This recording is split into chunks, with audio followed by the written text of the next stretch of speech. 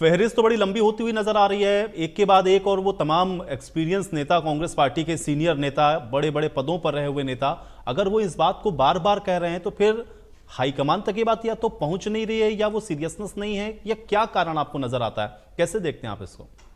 देखिए, हर पार्टी की अपनी एक संस्कृति होती है, अपना काम करने का एक तरीका हो।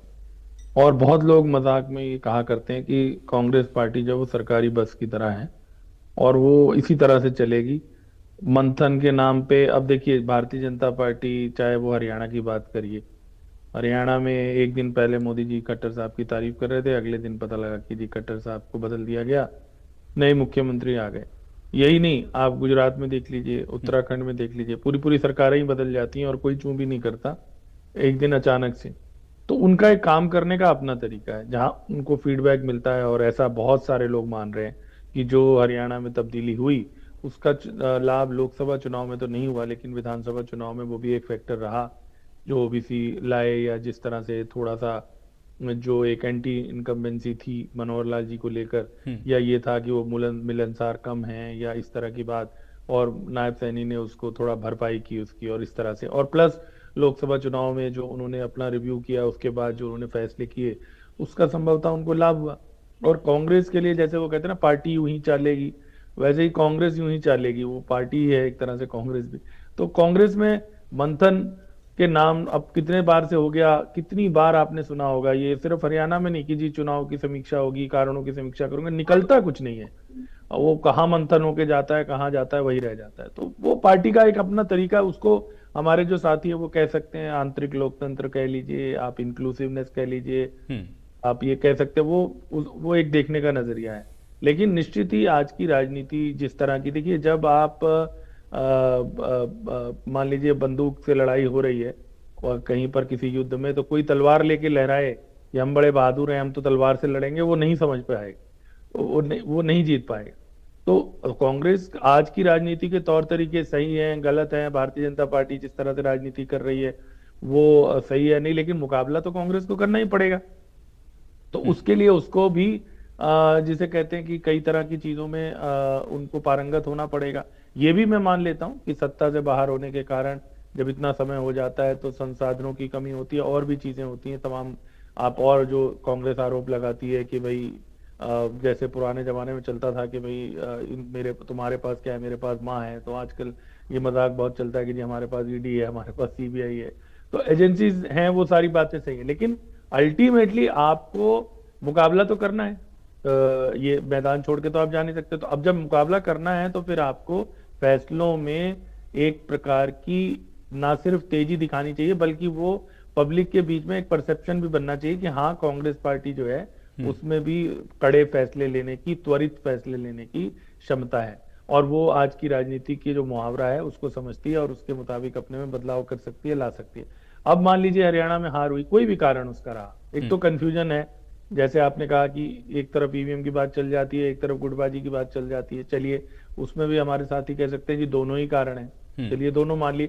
तो उनमें से जो एक कारण है, चलिए ईवीएम का तो आपके हाथ में नहीं है, इलेक्शन कमीशन ने आपकी सुनी नहीं, कोर्ट ने आपकी सुनी नहीं, या आगे चलिए आप कोर्ट में केस चलेगा, आप अपनी बात रखें।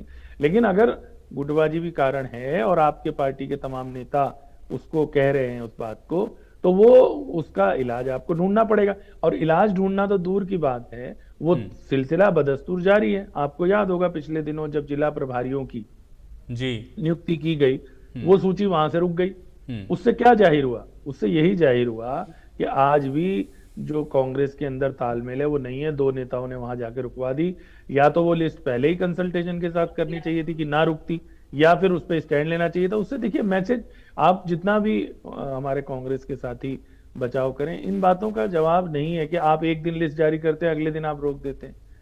फिर आप, फिर हम्म। आपकी क्या? और आज के युग में जहां पर ओवर कम्युनिकेशन का जमाना है, आज कोई ये तो है नहीं कि भाई कबूतर के आपने बिल्कुल जो गुरमीत है। जी, आपने कहा कि जो जो सिर्फ उसी चीजों पर स्टक है कि भाई ठीक है, अपना अपना देख रहे हैं, अब ठीक है जो होगा उसके लिए देखा जाएगा, कोई सीखने के लिए क्या तैयार है इन सारे विषयों पर?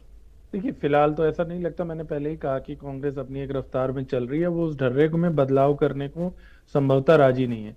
और उसी का नतीजा है। आप देखिए, इसका एक सबसे बड़ा उदाहरण हरियाणा तो चलिए था ही, महाराष्ट्र को देख लीजिए।